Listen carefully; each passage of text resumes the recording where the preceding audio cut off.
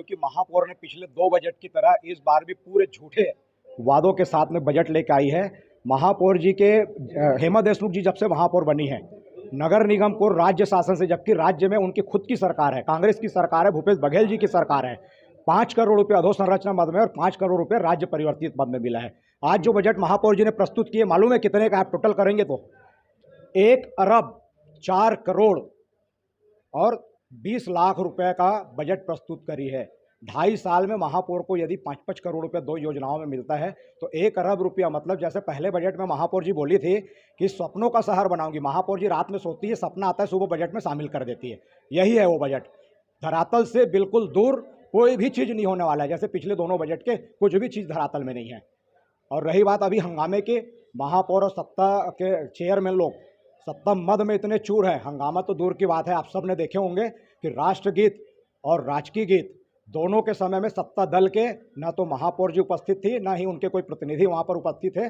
यह दुर्भाग्य की बात है कि महापौर जी राजकीय गीत और राष्ट्रीय गीत में भी उपस्थित नहीं हो पाती हैं, विपक्ष का आवाज़ दबाने की कोशिश कर रही है। अभी सबसे बड़ा जो ज्वलंत समस्या है, हम लोग तो बजट में आए हैं, बजट में चर्चा भी कर रहे हैं, और जो बजट जब सबसे बड़ा हिस्सा बजट का जो है अमृत मिशन और पानी सप्लाई, पानी के उससे लेकर के उसमें जितनी पानी से जुड़े हुए सब तकनीकी चीज़ें हैं, लेबर से लेकर के बहुत बड़ा हिस्सा बजट का उसमें जाता है।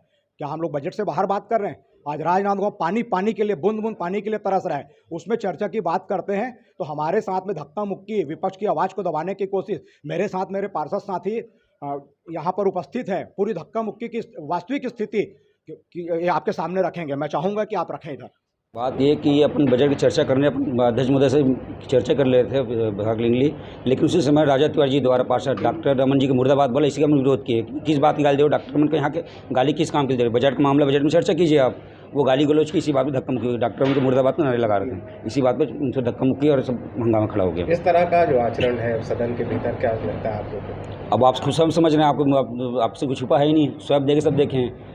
जहाँ चर्चा करना चाहिए, चर्चा के बजाय खुद धक्का मुक्की कर रहे हैं, क्योंकि वो चर्चा कर नहीं सकते, उनके पास कुछ है ही नहीं ना, खाली हवा में बना है, हवा में सब काम किए इन लोग। चर्चा में भाग लेते रहते हैं, पानी की बाल्टी ला के दिखा रहे हैं, पानी के वार्ड में जाके देखो पानी क्या समस्या है, उसमें ध्यान नहीं देना। जो घाट वाट बता रहे हैं, आज बुरी स्थिति, आज पुराने और नए मिला के आप देख लो क्या स्थिति है। इसमें इन लोग हमें फेस नहीं कर पाते हैं, फेस नहीं कर पा रहे तो कोई बहाना ढूंढ रहे हैं, डॉक्टर रमन की मुर्दाबाद ये कर रहे हैं। भैया डॉक्टर रमन मुर्दा क्या बात है? चर्चा कीजिए ना, हम चर्चा में आपका सवाल जवाब हम देने तैयार हैं। हम आए कि शहर में पानी नहीं है, इसलिए हमारे वार्डों में पानी नहीं, कई बार बोल चुके, सबको दिखा चुके हैं। और यहाँ का निगम का एक जिम्मेदार व्यक्ति अधिकारी कहता है कि वार्डों में पानी आ रहा है, वही बताने आए हैं कि आप आके देख लीजिए वार्डों में पानी क्या है और क्या है, इसलिए बाल्टी अपन लेके आए हैं। जी, आचार संहिता के लगते हुए हम बजट पेश करने में विलम्ब हो गए, क्योंकि उपचुनाव था खैरागढ़। अब हमने आज बजट पेश किया। करीब 465 करोड़ 67 लाख का ये बजट है। इसमें हमने सुविधाओं को ध्यान रखते हुए आर्थिक रूप से सशक्त करने के लिए बजट रखा है। उसमें हमारा मुख्य रूप से गुड़ाखू लाइन में शॉपिंग कॉम्प्लेक्स का है, क्योंकि 15 साल में किसी ने यहाँ नगर निगम को आर्थिक रूप से सुदृढ़ करने के लिए किसी ने कोई काम नहीं किया। लेकिन अब हमको ज़रूरत हो गई है, हम लोगों को आर्थिक रूप से सुदृढ़ करें, खासकर नगर निगम को आर्थिक सुदृढ़ करने के लिए हमने अभी आयुर्वेदिक हॉस्पिटल में करीब 2 करोड़ का प्रावधान रखा है, जिसमें व्यावसायिक परिसर का निर्माण होगा, जिसकी अनुमति हमको शासन से मिल चुकी है। हम जल्दी ही इसको शुरू कर देंगे।